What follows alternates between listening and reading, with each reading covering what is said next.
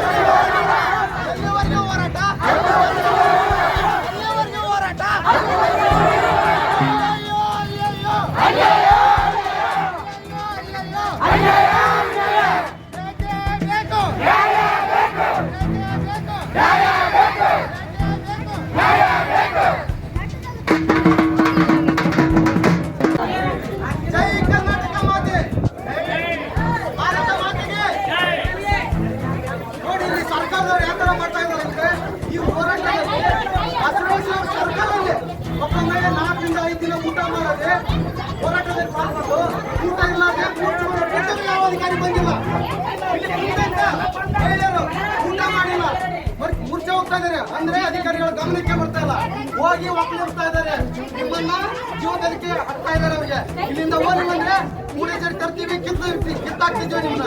ಆ ತರ ಒಂದು ಸುಳ್ಳು ಸಂದೇಶವನ್ನ ಮನೆ ಅಡ್ಡಾಡಿ ಕೊಡ್ತಕ್ಕಂತ ಅಧಿಕಾರಿ ಆಗಿರ್ಬೋದು, ಯಾರೇ ಅವ್ರ ವಿರುದ್ಧ ನಾವು ಪ್ರತಿಭಟನೆ ಮಾಡ್ತಾ ಇದ್ದೀವಿ. ಇವತ್ತು ಒಂದು ಜೀವ ಒಂದು ಹಾಸ್ಪಿಟಲ್ ಇದೆ, ಒಂದು ಜೀವ ಇಲ್ಲಿ ನರಳಾಡ್ತಿದೆ. ನಿಮ್ಮ ಮನೆ ಹೆಣ್ಮಕ್ಳು ಕೇಳ್ತೀರಾ? ಯಾರೇ ಇದ್ರು ಕೂಡಲೇ ಅಧಿಕಾರಿಗಳು ಕಣ್ಣು ಮುಚ್ಚಿ ಕುಂತಿದ್ದಾರೆ. ಯಾವುದೇ ರಾಜಕೀಯ ವ್ಯಕ್ತಿಗಳು ಬರಲಿ, ಯಾರೇ ಆಟ ಬಂದ್ರು ನಾವು ಕೇಳಲ್ಲ. ಜಿಲ್ಲಾ ಮಟ್ಟದ, ತಾಲೂಕು ಮಟ್ಟದಲ್ಲ, ಜಿಲ್ಲಾ ರಾಜ್ಯ ಮಟ್ಟದಲ್ಲಿ ಹೋರಾಟ ಮಾಡಬೇಕಾಗುತ್ತದೆ. ಯಾಕಂದ್ರೆ ಕುಡಿದು ಬರ್ತಾ ಇದಾರೆ ಅವರು, 2-3 ರೂಪಾಯಿ ಕೂಲಿಗಾಗಿ ಬರ್ತಾ ಇದಾರೆ. ಅಂತವ್ರ ಮೇಲೆ ಹೊಟ್ಟೆ ಪಡೆದು ಈಗ ಬೇರೆದವ್ರಿಗೆ ಮಾಡ್ಕೊಡ್ತೀನಿ ಅಂತ ಸುಳ್ಳು ಸಂದೇಶ ನೀಡಿ ಜನಗಳಿಗೆ ಆಟಕ್ಕೆ ಎಬ್ಬಿಸಿ ಅವ್ರನ್ನ ಊಟ ನೀರು ಬಿಟ್ಟು ಈ ಒಂದು ಪರಿಸ್ಥಿತಿಗೆ ಕಾರಣವಾದಂಥವ್ರನ್ನ ಅವ್ರಿಗೆ ನಮ್ಮ ಸಂಘಟನೆಯಿಂದ ವಿರುದ್ಧ ಪ್ರತಿಭಟನೆ ಮಾಡ್ತಾ ಇದ್ದೀವಿ. ಕೂಡಲೇ ಸರ್ಕಾರ ಎಚ್ಚೆತ್ತುಕೊಳ್ಳಬೇಕು, ಅವರಿಗೆ ತಕ್ಷಣವೇ ಹಕ್ಕುಪತ್ರ ನೀಡಬೇಕು. ಇಲ್ಲವಾದ ಪಕ್ಷದಲ್ಲಿ ಅವರು ಏನು ಮಾಡ್ತಾ ಇದ್ದಾರೆ? ಎಷ್ಟೋ ಜನ ಒಂದು ವಾರದಿಂದ ಬಂದಿದ್ರು, ನಮಗೆ ಸಂಡೆ ದಿನ ಹೇಳಿದ್ರು ಸೋಮವಾರ ದಿನ ನಮ್ಮ ಮನೆಯನ್ನು ಕಿತ್ತಾಕ್ತಾರೆ, ನಮ್ಮ ಕೈಲಿ ಈ ತರ ಬಂದಿದ್ದಾರೆ, ಪ್ರತಿ ಮನೆಗೆ ಅಡ್ಡಾಡ್ತಾ ಇದ್ದಾರೆ ಅಂತಂದು ಹೇಳಿ ನಮ್ಗೆ ಯಾರಿಲ್ಲ ಅಂತ ಹೇಳ್ತಾ ಇದ್ರು. ಆ ತಾಯಿಂದ್ರ ಕಣ್ಣು ನೋಡಿ ನಮ್ಮ ಸಂಘಟನೆ ಹೋಗಿ ಅವ್ರ ಸಹಕಾರ ಅವ್ರ ಬೆಂಬಲಕ್ಕೆ ನಿಂತಿದ್ದೇವೆ. ಯಾರೇ ಬಂದ್ರು ಬಗ್ಗಲ್ಲ ನಾವು. ನಮ್ಮ ಜಿಲ್ಲಾ ಗೌರವಾಧ್ಯಕ್ಷರು ಹೇಳಿದ್ರೆ ಈಗ ತಾನೆ, ಯಾರೇ ಇರಲಿ, ಸರ್ಕಾರ ಬಂದ್ರು ಬಗ್ಗಲ್ಲ ಜಗ್ಗಲ್ಲ. ಏನೇ ಇದ್ರು ಹೋರಾಟ ಮಾಡೇ ಮಾಡ್ತೀವಿ. ನಮ್ಮನ್ನ ಯಾರು ಒಳಗಾಕಿದ್ರು ಕೇಳಲ್ಲ, ಹೊರಗಾಕಿದ್ರು ಕೇಳಲ್ಲ. ಈ ಕಂಡ್ ಅಲ್ಲೊಬ್ಬ ತಾಯಿ ಸರ್ಕಲ್ ಅಲ್ಲಿ ಬಿದ್ದು ಯಾರೋ ಬಂದಿಲ್ಲ, ಯಾರು ನೋಡ್ತಾ ಇಲ್ಲ. ಸರ್ಕಲ್ ಅಲ್ಲಿ ಮುಚ್ಚೆ ಹೋಗಿದ್ದಾರೆ. ಯಾಕೆ ಹೋಗಿದ್ದಾರೆ? 4-5 ದಿನ ಊಟ ಇಲ್ಲ, ಮನೆ ಕಿತ್ತಾ ಇದ್ದಾರೆ. ಮನೆ ಕಿತ್ತಂತ ಒಂದು ಸುಳ್ಳು ಸಂದೇಶ ಕೊಟ್ಟು ಕೆಳಗೆ ಹೋಗ್ತಾ ಇದ್ದಾರೆ. ದೌರ್ಜನ್ಯ ದರ್ಪದಿಂದ ಸಾಕು ಬೇಸತ್ತು ಊಟ ಬಿಟ್ಟು ಈಗ ಅವ್ರು ಏನು ದುಡಿತಾರೆ, 200 ರೂಪಾಯಿ ದುಡಿಮೆಯಿಂದನೇ ಬದುಕ್ತಾ ಇದ್ದಾರೆ. ಇವತ್ತಿಗೆ ಅವರು 200 ರೂಪಾಯಿ ದುಡಿಮೆ ಬಂದು ಅಲ್ಲಿ ಇದ್ಕೊಂಡು ಸಾಲ ಸಂದಾಯ ಮಾಡಿ ಬದುಕ್ತಾ ಇದ್ದಾರೆ. ಅಂತವ್ರು ಅಲ್ಲಿಂದ ಕಿತ್ತಿ ಹೋಗಿ ಅಂದ್ರೆ ಎಲ್ಲಿಗೆ ಹೋಗ್ತಾರೆ?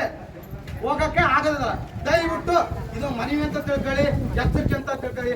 ಕೂಡಲೇ ಸರ್ಕಾರ ನಾವು ಮನವಿ ಮಾಡಿಕೊಳ್ಳೋದಕ್ಕೆ ಬಡ ಜನರಿಗೆ ಹಕ್ಕುಪತ್ರ ನೀಡಲೇಬೇಕಂತ ಹೇಳ್ತಾ ನಾನು 2 ಮಾತನ್ನು ಮುಗಿಸ್ತೀನಿ. ಜೈ ಕರ್ನಾಟಕ ಸ್ವಾಭಿಮಾನಿ ಸೇನೆಗೆ, ಕರ್ನಾಟಕ ಸ್ವಾಭಿಮಾನಿ ಸೇನೆಗೆ, ಕರ್ನಾಟಕ ರಕ್ಷಣಾ ಸ್ವಾಭಿಮಾನಿ ಸೇನೆಗೆ, ರಾಜ್ಯಾಧ್ಯಕ್ಷರಾದ ನಿಂಗರಾಜ್ ಗೌಡ್ರಿಗೆ, ರಾಜ್ಯಾಧ್ಯಕ್ಷರಾದ ನಿಂಗರಾಜ್ ಗೌಡ್ರಿಗೆ, ನಮ್ಮ ತಾಲೂಕು ಪದಾಧಿಕಾರಿಗಳಿಗೆ,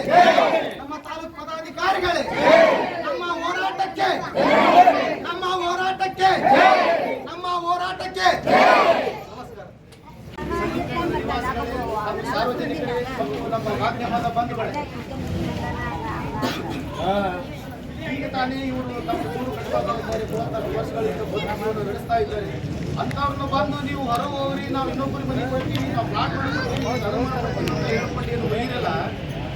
ರಾಷ್ಟ್ರೀಯ ಮುಖಂಡರೇ, ನೀವೇನು ಮಾಡಿರಿ? ನೀವು ಇವತ್ತು ನಿಮ್ಮ ಒಂದು ಸಂಪತ್ತನ್ನು ಒಳಗೂಡಿಸಿಕೊಂಡು ನೀವು ಇವತ್ತು ಪಲ್ಲಂಗದ ಮೇಲೆ ನೀತಿ ಮಾಡ್ತಾ ಇದ್ದಾರೆ. ಈ ಜನರು ಇವತ್ತು ಇಲ್ಲಿ ತಮ್ಮ ಬದುಕನ್ನು ಕಟ್ಕೊಳ್ಳೋಕೆ ಹೋರಾಡ್ತಾ ಇದ್ದಾರೆ. ಅವ್ರ ಬದುಕಿಗೆ ಆಸರವಾಗಿ ನಿಂದಿರಬೇಕಾಗಿರ್ತಕ್ಕಂಥ ನೀವು ಅವರಿಗೆ ನಿಮ್ಮ ರಾಯಮಿದ್ದಾಗ ಬಂದು ಏನು ಹೇಳಿದ್ರಿ ಅದನ್ನೆಲ್ಲ ನೀವು ನೆನಪು ಮಾಡ್ಕೊಡ್ರಿ. ಅದನ್ನ ಯಾರಾದರೂ ಇವತ್ತು ಬಂದು ನಿಂತ ಅವ್ರ ಪರವಾಗಿ ಹೋರಾಡಕ್ಕಿದ್ದೀರಾ? ಅವ್ರ ಜೀವನ ಎಷ್ಟು ದುಸ್ತರ ಆಗಿದೆ ಅಂದ್ರೆ ದಿವಸ 200 ರೂಪಾಯಿ ದುಡ್ಡು ಬಂದು ಎಲ್ಲೂ ಮಕ್ಕಳು ಅದು ಒಂದು ಏನೋ ಸೂರು ಕಟ್ಕೊಂಡು ಅದು ಬುಡಕ್ಕೆ ಬಂತಾರೆ, ಮಕ್ಕಳು ಮರಿ ಕಟ್ಕೊಂಡು ಅದಕ್ಕೂ ಕೂಡ ಕಲ್ಲ ಹಾಕಲ್ಲ. ಎಷ್ಟು ಆಸೆ ನಿಮ್ಮಲ್ಲಿ ತುಂಬೈತೆ ರಾಜಕಾರಣಿಗಳೇ. ಇಂಥ ಬಡ ಜನರಿಗೆ ನೀವು ಸಹಾಯ ಮಾಡ್ಲಿಲ್ಲ ಅಂದ್ರ ಇನ್ನೇನು ಯಾರಿಗೆ ಮಾಡ್ತೀರಿ? ಹೇಳೋದು ಹೇಳ್ತೀರಿ, ಬಾಳ ಹೇಳ್ತೀರಿ, ಎಂತೆಂತ ಚಂದ ಹೇಳ್ತೀರಿ. ಹೇಳ್ತೀನಲ್ಲ, ಒಂದಾದ್ರೂ ಮಾಡಿ ತೋರಿಸ್ತೀರಿ ನೋಡೋಣ.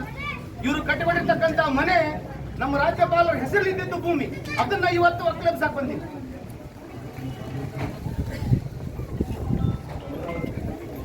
ಇದನ್ನ ನೀವೇನ್ ಮಾಡಕತ್ತೀರಿ? ಇದ್ದವ್ರನ್ನ ಬಿಡಿಸೋದು, ಇಲ್ಲಾರ್ದು ತಂದು ಕೊಡಿಸೋದು, ಇದೇ ನ್ಯಾಯ ನಿಮ್ದು? ಇದು ನ್ಯಾಯ ಕೊಡಿಸೋ ಪದ್ಧತಿಯ? ಅವ್ರ ಮುಖಾನ ನೋಡಿ ಬನ್ನಿ.